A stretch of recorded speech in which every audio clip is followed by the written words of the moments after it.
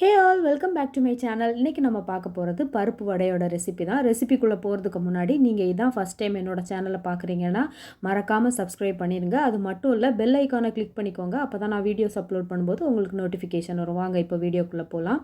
இந்த பருப்பு வடை பண்ணுறதுக்காக இந்த ரெசிபி பண்ணுறதுக்காக நான் ஒரு கப் அளவுக்கு கடலைப்பருப்பு எடுத்திருக்கேன். இந்த கடலைப்பருப்புக்கு பதிலாக ஒரு சிலர் பாதி கடலைப்பருப்பு பாதியாக துவரம்பருப்பு ஆட் பண்ணுவாங்க. ஸோ நான் துவரம்பருப்பு சேர்க்க மாட்டேன். இது மட்டும்தான். இதை நல்லா கழுவி ஒரு 4 ஹவர்ஸ் நல்லா ஊற வைக்க போகிறேன் தண்ணி ஊற்றி. அட்லீஸ்ட் 4 ஹவர்ஸ் இல்லைனா ஒரு 3 ஹவர்ஸாவது கண்டிப்பாக ஊறணும். அப்போ தான் பருப்பு நல்லா ஊறி இருக்கும். நம்ம அரைக்கிறதுக்கும் பருப்பு வடை பண்ணும்போதும் நமக்கு கரெக்டாக வரும். ஸோ இதை நம்ம ஈவினிங் பண்ண போகிறோன்னா மத்தியானம் அந்த மாதிரி நம்ம ஒரு 1 o'clock 2 o'clock மாதிரி ஊற வச்சோன்னா ஈவினிங் நம்ம வடை போடுறதுக்கு கரெக்டாக இருக்கும். இப்போ நான் ஊற வச்சது கரெக்டாக 4 ஹவர்ஸ் வச்சுருக்கேன். 1 o'clock நான் ஊற வச்சேன். இப்போ 4 o'clock ஆகிடுச்சு. இப்போ பார்த்திங்கன்னா நம்ம கை வச்சு பிச்சு எடுத்தாலே அது பிஞ்சு வரும். அந்த அளவுக்கு நல்லா ஊறி இருக்கும். ஸோ இப்படி இருந்துச்சுன்னா நம்ம அரைச்சி எடுக்கிறதுக்கும் பருப்பு வடை போடுறதுக்கும் கரெக்டாக இருக்கும். கம்மியான டைம் ஊற வச்சோன்னா நம்ம மிக்சியில் போட்டு அரைக்கும்போது இது சரியாக அரையாது. இன்னொன்று வடையும் கரெக்டாக வராது. அதனால் கண்டிப்பாக ஒரு 3 to 4 ஹவர்ஸ் ஊற வச்சுக்கோங்க. அப்போ தான் கரெக்டாக வரும். ஸோ இதை மிக்சியில் அரைக்கிறதுக்கு முன்னாடி வேறு சில இன்க்ரீடியன்ஸை நம்ம அரைச்சி எடுக்க போகிறோம். உங்கள் வீட்டில் பெரியவங்க மட்டும் இருக்கீங்கன்னா நீங்கள் பொடியாக நறுக்கி கூட சேர்த்துக்கலாம். நான் இப்போ இது மிக்சியில் அரைச்சி தான் எடுக்க போகிறேன். இதுக்காக நான் 5 பல் பூண்டு எடுத்திருக்கேன். அதுக்கப்புறம் 4 பச்சை மிளகா, ஒரு சின்ன துண்டு இஞ்சி, ஒரு அரை டீஸ்பூன் அளவுக்கு பெருஞ்சீரகம், அதாவது சோம்பு, இது இவ்வளோத்தையும் அரைச்சி நான் முதல்ல எடுத்துக்க போகிறேன். முழுசாக போட்டால் சில டைம் சரியாக அரையாமல் இருக்கும்ல, அதனால் பச்சை மிளகாவை கட் பண்ணியும் இஞ்சியும் ஒரு சின்ன துண்டு இஞ்சி தான், அதையும் பொடியாக நறுக்கி நான் இதில் சேர்த்து அதுக்கப்புறகு மிக்சியில் ஒரு ஓட்டி எடுக்க போகிறேன்.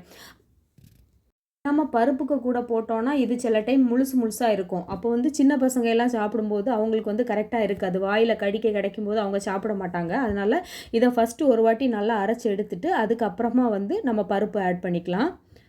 ஸோ இதில் சோம்பு நான் சேர்க்க போகிறேன். ஒரு சின்ன டீஸ்பூன் தான் சேர்க்க போகிறேன். போட்டாச்சு. இப்போ இதை நல்லா அரைச்சி எடுத்துக்கலாம். இங்கே பாருங்கள், இந்த மாதிரி ஒரு ஓட்டி எடுத்தால் போதும். அது நல்லா சதஞ்சிரும். அதுக்கப்புறமா பருப்பு நான் ஆட் பண்ணுவேன். பருப்பு போட்டதுக்கப்புறமா ரொம்ப அரைக்கக்கூடாது. எப்படி சொல்கிறதுக்கு, ஒரு சின்ன ஓட்டு கறக்கு மட்டும் பண்ணி எடுப்பாங்க இல்லை சின்னதாக, அது ஒரு பல்ஸ் மோட் மட்டும் பண்ணி எடுத்திங்கன்னா நீங்கள் பார்க்கும்போது தெரியும் உங்களுக்கு எந்த அளவுக்கு அரைஞ்சிருக்குன்னு. ஒரு வேளை ரொம்ப அரையாமல் இருந்ததுன்னா மட்டும் 2வது பல்ஸ் கொடுங்க. அப்படி இல்லைன்னா நம்ம 4 மணி நேரம் ஊற வச்சுருக்கிறதுனால ரொம்ப நல்லாவே இதை அரைஞ்சிரும். அதே மாதிரி அங்கங்கேயா ஒரு சில பருப்பு இருக்கும், அது பரவாயில்ல, நல்லாயிருக்கும். இதுக்கு கூட ஒரு சின்ன வெங்காயம், கொஞ்சமாக கொத்தமல்லி, கொஞ்சமாக கருவேப்பிலை, அதுக்கப்புறம் சால்ட்டு, அதுக்கப்புறமா காயப்பொடி இருக்குல்ல, காயப்பொடி ஒரு 1/4 டீஸ்பூன் அளவுக்கு காயப்பொடி, இவ்வளவுமே சேர்த்து கை வச்சு நல்லா மிக்ஸ் பண்ணிக்க போகிறோம். ஸ்பூன் வச்சு மிக்ஸ் பண்ணாலும் ஓகே, ஆனால் கை வச்சுனா தான் அது கொஞ்சம் கரெக்டாக இருக்கும். அதனால் நான் கை வச்சு இது எல்லாத்தையுமே நல்லா மிக்ஸ் பண்ணிக்க போகிறேன். நம்ம சால்ட்டு போட்டிருக்கோம், அதனால் ஸ்பூன் வச்சு மிக்ஸ் பண்ணோன்னா சில டைமு அங்கங்கேயா அந்த சால்ட் இருக்கிற மாதிரி இருக்கும். அதனால் கை வச்சு மிக்ஸ் பண்ணும்போது எல்லா இடத்துலையும் நல்லா பிடிக்கும். இப்போ இதை நம்ம எண்ணெய் சூடு பண்ணிவிட்டு டக்குன்னு உருண்டை பிடிச்சி வடை தட்டி போடுறதுக்கு டைம் ஆகிரும். ஏன்னா எண்ணெய் ஓவர் ஹீட் ஆச்சுன்னா நம்ம போடும்போது சில டைம் கரிஞ்சு போகிறதுக்கான சான்ஸ் இருக்குது. அதனால் நான் என்ன பண்ணுவேன்னா இதை நல்லா உருண்டை பிடிச்சி ஒரு பிளேட்டில் எடுத்து வச்சுக்கிடுவேன். நான் எப்போ எண்ணெய்க்குள்ளே போடுறேனோ அப்போ மட்டும் வடை மாதிரி தட்டி உள்ளே போடுவேன். அப்படி இல்லை முதல்ல வடை மாதிரி தட்டி வச்சு எடுத்து போடலாம், ஆனால் எடுக்கும்போது சில டைம் உடஞ்சி போயிடும். அதனால் நான் வெறும் உருண்டை மட்டும் பிடிச்சி வைப்பேன். உருண்டை பிடிச்சி வச்சுட்டு எண்ணெயில் போடும்போது கையில் வடை தட்டி அதுக்கப்புறமா எண்ணெயில் போடுவேன்.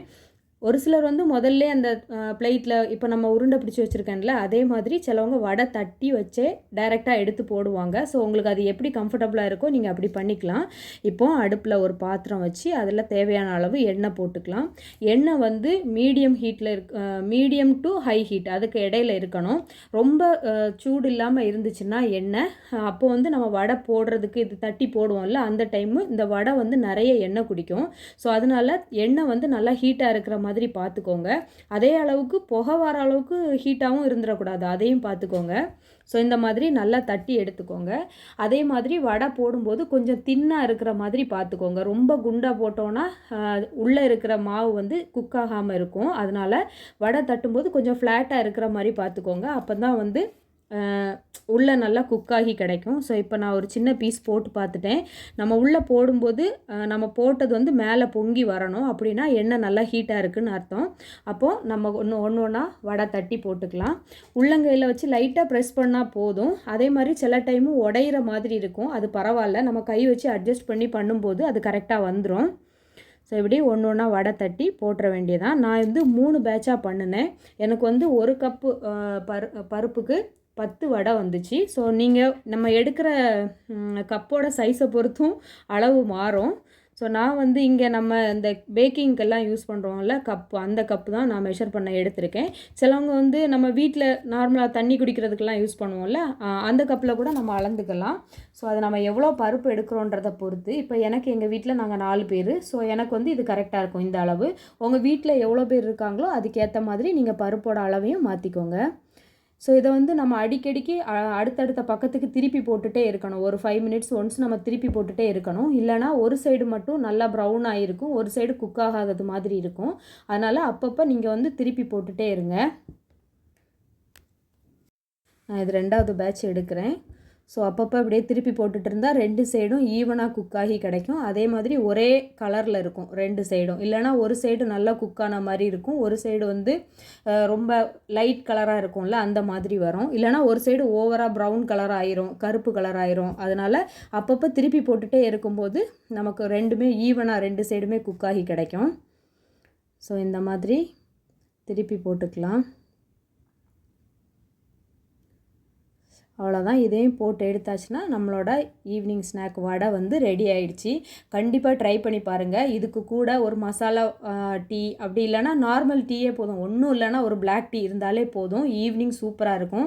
ஸோ கண்டிப்பாக ட்ரை பண்ணி பார்த்துட்டு எப்படி இருந்துச்சுன்னு சொல்லுங்கள். மறக்காமல் என்னோடய சேனலுக்கு சப்ஸ்கிரைப் பண்ணிடுங்க. இந்த வீடியோ பிடிச்சிருந்துச்சுன்னா லைக் பண்ணுங்கள். தேங்க்யூ ஃபார் வாட்சிங்.